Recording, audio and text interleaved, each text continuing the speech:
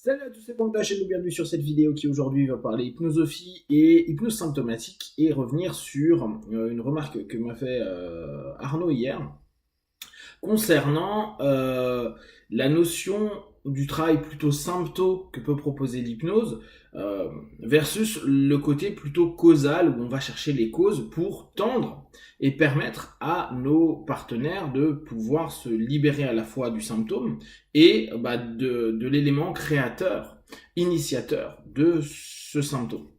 Alors, si on prend de l'hypnose pure, et vraiment là je parle souvent d'hypnose pure parce que je pense que petit à petit, ce que nous on fait quasiment tous hypno, on fait plus de l'hypnose pure, on fait de l'hypnose qui serait inclus dans une psychopratique. En somme, on est devenus des psychopraticiens, des psychothérapeutes, on n'a plus le droit d'utiliser ce nom-là, qui utilisons l'hypnose comme élément de base à notre pratique. Et dans l'hypnose, maintenant, on sait qu'il y a plein de choses qui ont été intégrées de différents systèmes, de différentes écoles, comme par exemple la thérapie des parties, comme travailler avec la chaise vide, etc., etc. Et aujourd'hui, on a une démarche qui peut être à la fois solutionniste, symptomatique, ou une démarche plus profonde dans la notion de recherche. En gros, il y en a un qui va être axé sur le comment et l'autre qui va être axé plus sur le pourquoi. Cette différence, elle est importante à prendre en compte parce que, en fonction de l'obédience qu'on va choisir, on va pas travailler de la même façon. À partir du moment où moi, je vais me dire, je ne travaille que sur du symptomatique, je ne travaille que sur le principe thérapie brève. Donc, je vous rappelle, thérapie brève définie par Halley qui avait bossé avec Erickson, c'est au maximum 10 sessions pour gérer un symptôme dissonant. D'accord.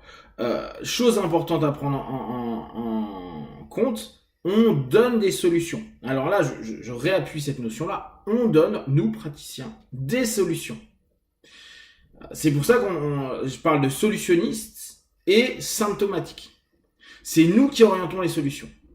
Élément qui peut paraître aujourd'hui un petit peu plus obscur parce qu'on en parle un peu moins, mais cette notion-là, elle est essentielle dans la thérapie brève. C'est-à-dire que ce n'est pas les ressources uniques du partenaire qui vont donner la solution, c'est aussi nos ressources au travers du rapport, et là je reprends une notion très ericksonienne, utilisationnelle des ressources du partenaire, pour trouver quelque chose qu'on va pouvoir faire émerger pour solutionner le symptôme. Pour cela, donc, on a un état d'esprit qui est, je suis axé 100% sur le comment faire que ce symptôme disparaisse. Et on pourrait se dire, et c'était la remarque d'Arnaud qui disait, ouais mais moi je bosse plus sur du causal, il est formé en ostéo, et à partir de cette notion-là, j'ai l'habitude d'aller remonter à la source pour aller gérer ça, pour plus qu'il y ait la conséquence. Et beaucoup de personnes, notamment, et là plus dans des obédiences directes et j'allais dire hellmaniennes et boyniennes, va y avoir la régression. La régression à la cause. Donc ça nous donne la sensation de se dire, ouais bah voilà, mais nous aussi on travaille en causal et pas qu'en symptomatique. Alors qu'en réalité, si on regarde un petit peu, on reste quand même beaucoup sur le symptomatique. C'est-à-dire que on fait du causal en partant du symptôme, mais en voulant traiter le symptôme. Alors que si on prend certaines logiques plus psychanalytiques ou de certaines psychothérapies, c'est pour ça que ça demande plus de temps, plus de 10 séances au moins, va y avoir une recherche, on va dire, globale du système intérieur, donc la systémie intérieure, pour pas simplement aller sur le symptôme problématique, ce pourquoi notre partenaire vient, pas simplement la cause, mais peut-être l'ensemble de l'univers qui s'est créé autour de tout ça, pour pouvoir aller peut-être traiter des éléments dissonants, afin de permettre au partenaire à la fois de travailler sur ce causal qui a entraîné ce symptôme qu'on a vu, il y a énormément d'autres symptômes qu'on ne voit pas, et travailler donc sur quelque chose qui est plus globalisant, plutôt que cette notion spécialisante qu'on peut avoir en hypnose. Cette idée d'aborder l'hypnose de façon plus psychothérapeutique, elle est très bonne. Néanmoins, elle ne répond pas à beaucoup d'attentes de nos partenaires. Nos partenaires viennent en hypnose. dans l'idée de se dire, j'ai un problème, je veux qu'on me le solutionne. C'est le fameux, je veux arrêter de fumer en une séance, 2 ou 3 séances. Je veux perdre du poids en 4 séances. Je veux que mon TOC disparaisse en 3 minutes. Selon les obédiences, selon les idées, il y en a qui disent, et là je reste dans l'idée pure hypnose / PNL, parce que je l'inclus moi dans l'hypnose, que à partir du moment où on enlève le symptôme, il n'y aura pas de compensation. Ce qui va à l'inverse d'autres écoles de psychologie, de psychanalyse et de psychothérapie qui vont dire non. C'est pas parce que tu enlèves le symptôme que tu vas faire disparaître la cause, et donc il y aura une compensation à un moment ou à un autre. Là encore, je vous laisse à vous faire votre propre opinion. Moi, je me souviens que Bendler, c'était un des points clés. Il disait, mais non, on peut virer et ça reviendra pas. Et c'est vrai que sur certaines thématiques, comme les phobies, des phobies se barrent et c'est vrai qu'elles ne reviennent jamais. Et il n'y a pas une compensation ailleurs, c'est juste ça revient pas. Ou en tout cas, on n'a pas cherché de compensation ailleurs.